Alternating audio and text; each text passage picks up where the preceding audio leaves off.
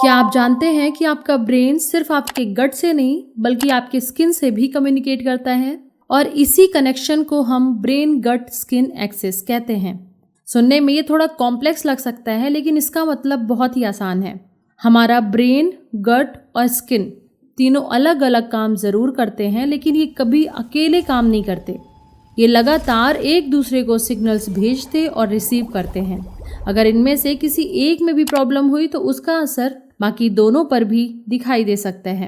यही वजह है कि कई बार स्ट्रेस होने पर एक्ने बढ़ जाते हैं, सोराइसिस या एक्जिमा फ्लेयर अप हो जाते हैं और रोसेशिया की रेडनेस और ज़्यादा बढ़ जाती है।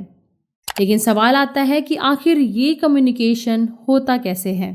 तो आइए इस वीडियो में जानते हैं। रिसर्च के अनुसार ब्रेन गट स्किन एक्सिस मेनली 3 सिस्टम से मिलकर बना होता है।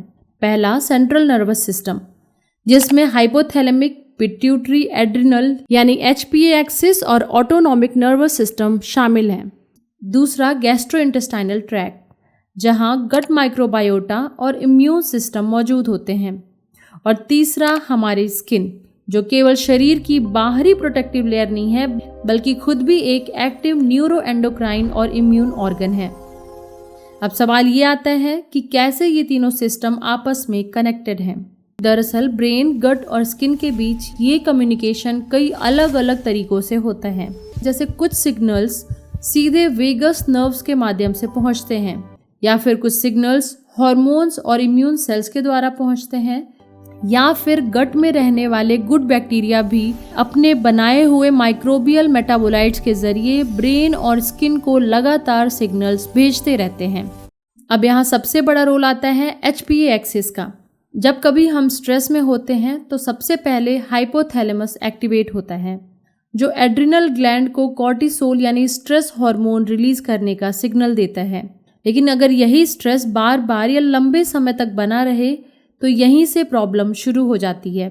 स्ट्रेस केवल कॉर्टिसोल नहीं बढ़ाता बल्कि दूसरे कई तरह के केमिकल्स भी बनाता है, जो मिलकर स्किन और गट यानी हमारी आंत दोनों को प्रभावित करते हैं, जिससे गट में माइक्रोबायोम का बैलेंस बिगड़ता है और लीकी गट या इन्फ्लेमेशन बढ़ सकता है।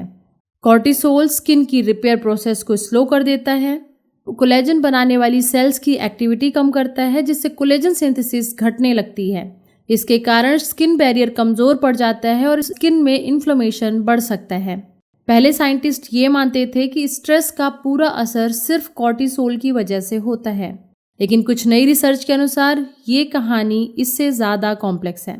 लगातार स्ट्रेस में रहने से ब्रेन के कई हिस्से प्रभावित होते हैं, यहाँ तक कि कई लोगों में लंबे समय तक स्ट्रेस में रहने पर HPA एक्सिस ओवर एक्टिव होने की बजाय कमज़ोर पड़ने लगती है। यानी कॉर्टिसोल का लेवल नॉर्मल या कम होने के बावजूद स्ट्रेस का असर शरीर पर बना रहता है।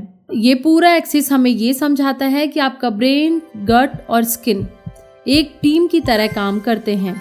अगर टीम का एक सदस्य भी ठीक से काम नहीं करेगा तो इसका असर बाकियों पर भी दिखेगा। यही कारण है कि एक्ने, सोराइसिस, एटोपिक डर्मेटाइटिस और रोसेशिया जैसी कई क्रोनिक स्किन डिजीज में ये एक्सिस इम्पॉर्टेंट रोल निभाती है। इसी वजह से अब साइंटिस्ट केवल स्किन ट्रीटमेंट करने की बजाय पूरे ब्रेन गट स्किन एक्सिस को टारगेट करने की कोशिश कर रहे हैं। इसमें healthy diet, probiotics, stress management, mindfulness, psychological therapies और माइक्रोबायोम मॉड्यूलेशन जैसी स्ट्रेटजीज शामिल हैं। इसलिए अगर आपको भी स्किन प्रॉब्लम है तो सिर्फ क्रीम बदलने की बजाय अपने स्ट्रेस, गट हेल्थ और लाइफस्टाइल पर भी ध्यान दें। हो सकता है इसका सलूशन ब्रेन और गट में छुपा हो। अगर आपको ये वीडियो इन्फॉर्मेटिव लगा हो तो स्ट्रेस की वजह से होने वाले एक्ने को कैसे ठीक करें, ये वीडियो भी ज़रूर देखिएगा।